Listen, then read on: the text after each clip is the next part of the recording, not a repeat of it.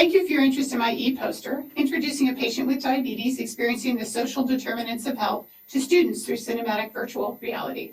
I have no disclosures or conflicts of interest, and there was no funding for this project. However, the videos were funded by Medicaid Equity Simulation Project, funded by the Ohio Department of Medicaid and administered by the Ohio Colleges of Medicine Government Resource Center. Cinematic virtual reality allows a learner to be immersed in a 3D environment.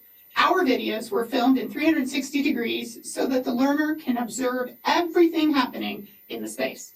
It's important for future health professionals to appreciate the impact of social determinants of health on patient outcomes and treatment decisions.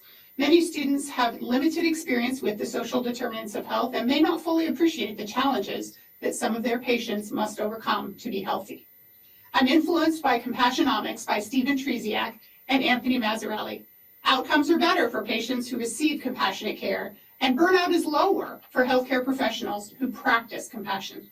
We all enjoy a good story and remember them long after we are done watching a good movie. The same is true for our students. Providing a compelling main character and focusing on her world can make quite an impression on students. The purpose of this study was to compare the effectiveness of web-based diabetes cine-VR training to improve diabetes attitudes and empathy among health professions students. 3 different programs utilized the LulaMay videos in their curriculum. We had 58 physician assistant students, 93 physical therapy students in 2 different cohorts, and 21 occupational therapy students.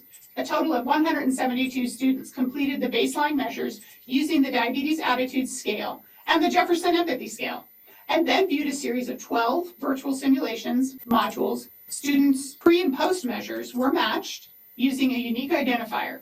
I'd like to take a moment to introduce you to LulaMay Tate. I've included a QR code so that you can watch the videos for yourselves. Feel free to pause this and watch a video before moving on. Make sure you're using all of the features that allow you to scan the room. The main character is LulaMay, a 72-year-old woman with type 2 diabetes living in Appalachian, Ohio. She's a widow. Her husband died 27 years ago from a heart attack. She has 3 adult children and 7 grandchildren, including her adult son, who sustained a traumatic brain injury in military service. LulaMay and her son live in a family home. Her 2 adult daughters and grandchildren live on the same land in their own homes. She's a main source of care and support for them. Her own needs are deferred to meet the needs of the people she loves. Despite her struggles, we learn about the potential for resiliency when providers invest in time to connect with her. Strong sub-themes include provider burnout, challenges with managing the healthcare system, and the importance of compassion in healthcare. We use the Diabetes Attitude Scale version 3. It uses a 5-point Likert scale. 3 subscales were consistently improved after interacting with LulaMay: patient autonomy, psychosocial impact of diabetes, and the seriousness of type 2 diabetes. Tight glucose control is not specifically addressed in the videos, and that may account for the relatively low scores. Special training was already quite high and may be experiencing a ceiling effect. We used the 7-point Jefferson Empathy Scale. Overall empathy significantly increased from baseline to post-intervention, with a significant increase for DPT students. An increase was observed for PA and OT students. However, physician assistant students started at a high level, and it's possible that we are seeing a ceiling effect here. The OT sample was too small to calculate significance.